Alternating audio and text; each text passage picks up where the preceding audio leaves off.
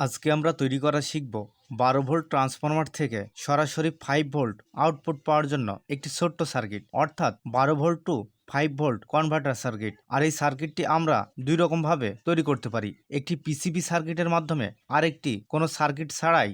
আমরা সরাসরি ভোল্টেজ রেগুলেটরের সাথে শুধুমাত্র দুইটি ক্যাপাসিটর ব্যবহার করেই সার্কিটটি নির্মাণ করতে পারি। তবে আজকে আমরা তৈরি করা শিখব পিসিবি সার্কিটের মাধ্যমে। গত পর্বের ভিডিওতে দেখিয়েছিলাম একটি পিসিবি সার্কিট কিভাবে বাড়িতেই তৈরি করতে পারবো। আর এই পিসিবি সার্কিটটি তৈরি করার জন্য আমাদের বিশেষ কোনো টেকনিক্যাল জ্ঞান বা প্রোটিয়াস সফটওয়্যারের কাজ জানার কোনো প্রয়োজন নাই। আমরা আমাদের হাতে থাকা মার্কারি পেন দিয়েই আমরা পিসিবি সার্কিটটি ডিজাইন করতে পারি। আমার হাতে থাকা যে পিসিবি সার্কিট, এটি মূলত আমরা একটি মার্কারি পেনের মাধ্যমেই আর্ট করেছিলাম। আর এই পিসিবি সার্কিটটি ডিজাইন করে বা তৈরি করে আমরা যদি এই কনভার্টার সার্কিটটি তৈরি করতে চাই, সেক্ষেত্রে পূর্বের ভিডিওটি দেখে আসার আমন্ত্রণ রইল। পিসিবি সার্কিটটি খুব সহজেই তৈরি করা দেখানো হয়েছিল, যার লিংক ভিডিও ডেসক্রিপশন বক্সে দিয়ে রেখেছি, চাইলেই সেখান থেকে দেখে আসতে পারেন। 12 ভোল্ট টু 5 ভোল্ট কনভার্টার সার্কিটটি তৈরি করার জন্য আমাদের আজকে প্রয়োজন হবে এ ধরনের একটি পিসিবি সার্কিট। আমাদের এই পিসিবি সার্কিটটিতে আমরা দুইটি মাত্র ভোল্টেজ রেগুলেটর ব্যবহার করেছি। শুধুমাত্র একটি ভোল্টেজ রেগুলেটর ব্যবহার করেও আমরা কিন্তু আমাদের প্রজেক্টগুলো সচল করতে পারি, কিন্তু আমাদের প্রজেক্টগুলো অনেক সময় এমন হয়ে দাঁড়ায় যে কারেন্ট এবং অ্যাম্পিয়ারের মান বেশি প্রয়োজন হতে পারে। তো সেক্ষেত্রে আমাদের একটি মাত্র ভোল্টেজ রেগুলেটরে কিন্তু অ্যাম্পিয়ার এবং কারেন্ট দিতে পারবে না। তো আমাদের ফিউচার প্রজেক্টগুলো যেন আমরা এই মডিউলটি বা এই কনভার্টারটির মাধ্যমে আমরা করতে পারি, তার জন্য এখানে আমরা দুইটি ভোল্টেজ রেগুলেটর ব্যবহার করছি। দুইটি ভোল্টেজ রেগুলেটর পৃথক পৃথকভাবে সংযোগ করা হবে। আমাদের যাদের শুধুমাত্র একটি ছোট্ট সার্কিটে পাওয়ার দেওয়ার জন্য 5 ভোল্ট প্রয়োজন, তো সেক্ষেত্রে তারা শুধুমাত্র একটি ভোল্টেজ রেগুলেটর ব্যবহার করলেই কাজটি হয়ে যাবে। এখানে আমরা দুইটি ভোল্টেজ রেগুলেটর ব্যবহার করব, এজন্য আমরা এখানে পিসিবিতে দুইটি ভোল্টেজ রেগুলেটরের ডিজাইন আর্ট করে নিয়েছি।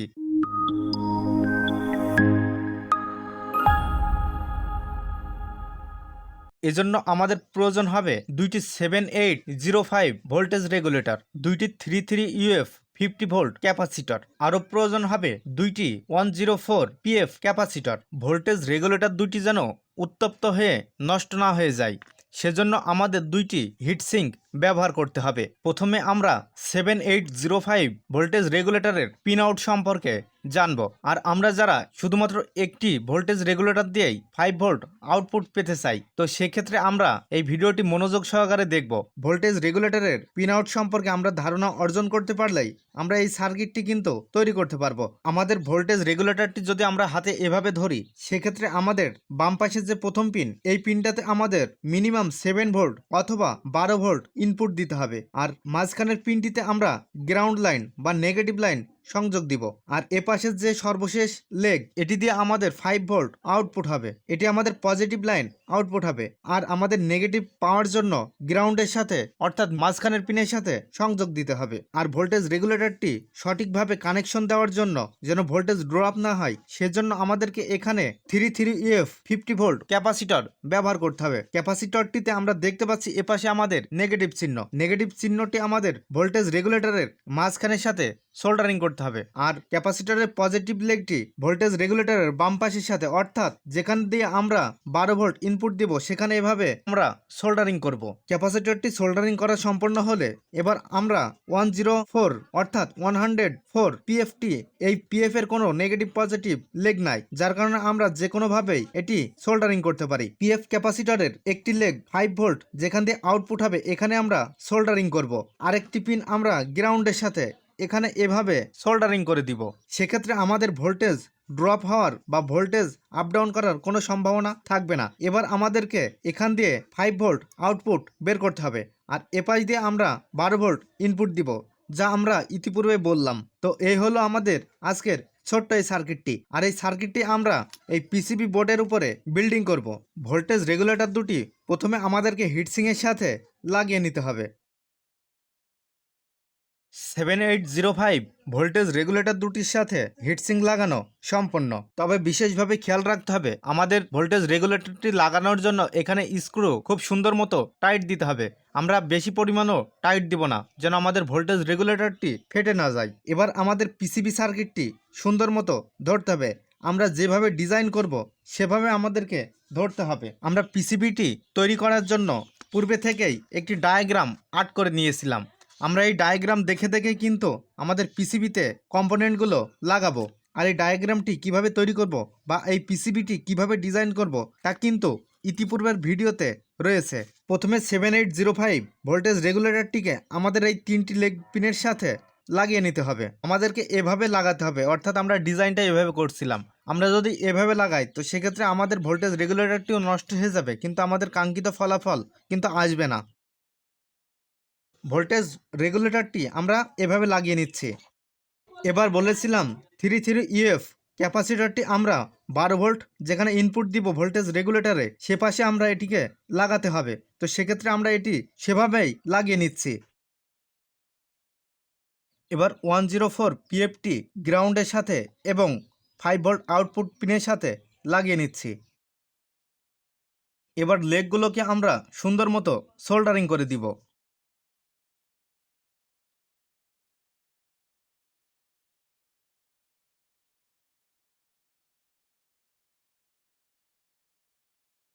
একটি ভোল্টেজ রেগুলেটরের সাথে সকল কম্পোনেন্টগুলো সোল্ডারিং করা সম্পন্ন।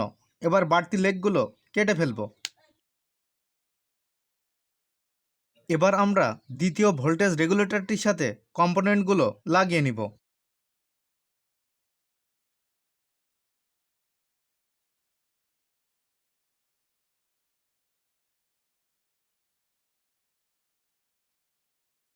পিসিবি সার্কিটের সাথে কম্পোনেন্টগুলো সোল্ডারিং করা সম্পন্ন।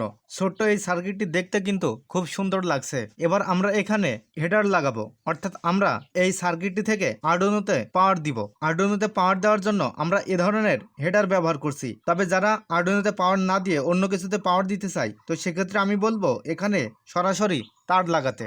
সার্কিটটি যদি এভাবে ধরি সেক্ষেত্রে আমাদের এপাশে যে প্রথম ছিদ্র দেখা যাচ্ছে এখান দিয়ে আমাদের গ্রাউন্ড লাইন আউট হবে, আর এপাশ দিয়ে আমাদের পজিটিভ লাইন আউট হবে, এবং দ্বিতীয় ভোল্টেজ রেগুলেটরটির বাম পাশের যে ছিদ্র এখান দিয়ে নেগেটিভ লাইন আউট হবে, আর ডান পাশের যে ছিদ্র এপাশ দিয়ে পজিটিভ লাইন আউট হবে। আমরা আউটপুটের সাথে হেডারগুলো লাগিয়ে নিচ্ছি।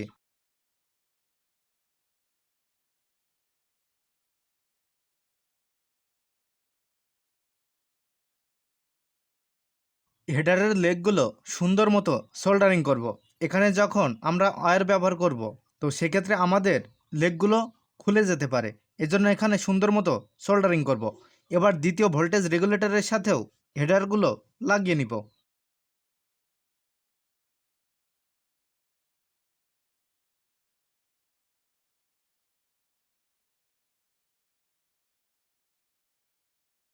পিসিবি সার্কিটের সাথে হেডারগুলো লাগানো সম্পন্ন। এখানে আমরা প্রতি ভোল্টেজ রেগুলেটরের সাথে 2 জোড়া করে হেডার লাগালাম। তো সেক্ষেত্রে আমরা 2টি জাম্পারের মাধ্যমে আমরা আউটপুট নিতে পারবো।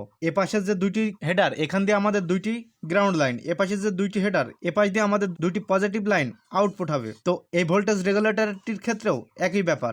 এবার সার্কিটে 12 ভোল্ট ইনপুট করার জন্য তার ব্যবহার করছি। তার 2টি পিসিবি সার্কিটের এপাশে লাগিয়ে দিব, অর্থাৎ আমরা সার্কিটটা যদি এভাবে উল্টাই সেক্ষেত্রে আমরা দেখতে পাচ্ছি এপাশের যে ছিদ্র যে লাইন এটি আমাদের গ্রাউন্ড লাইন। গ্রাউন্ড লাইনের সাথে সবুজ তারটি লাগিয়ে দিব।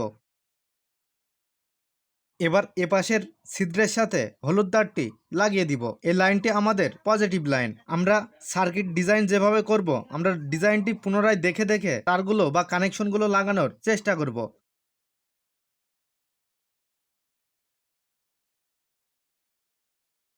আমাদের পিসিবি সার্কিটের কাজ টোটালি সম্পন্ন। এবার এখানে আমরা 12 ভোল্ট লাইন ইনপুট দিব, আর এই পিনগুলোর সাথে আমরা ভোল্টেজ অ্যাভোমিটারের সাহায্যে পরীক্ষা করে দেখব আমাদের সার্কিটটি কাজ করছে কিনা। আমাদের সার্কিটটি মূলত 12 volt to 5 volt converter circuit. এবার 12 ভোল্ট ট্রান্সফরমারের লাইন আমরা এই সার্কিটের সাথে সংযুক্ত করছি। 12 ভোল্ট ট্রান্সফরমারের পজিটিভ লাইন হলুদ তারটির সাথে লাগিয়ে দিচ্ছি। এবার নেগেটিভ লাইন সবুজ তারের সাথে লাগিয়ে দিচ্ছি।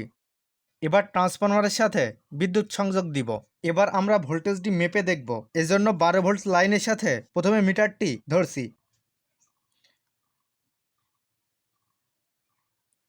দেখতে পাচ্ছি আমাদের এখানে ট্রান্সফরমারের ভোল্টেজ দিয়েছে। এবার মিটারের তার দুটি আমরা সার্কিটের সাথে লাগাবো। আমাদের এপাশে বলেছিলাম গ্রাউন্ড লাইন, সেক্ষেত্রে আমাদের এখানে ধরলাম। এবার মিটারের পজিটিভ লাইনটি এপাশে ধরছি।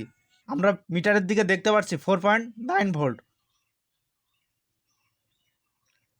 এবার এপাশের ভোল্টেজ রেগুলেটরের সাথে ধরে দেখব।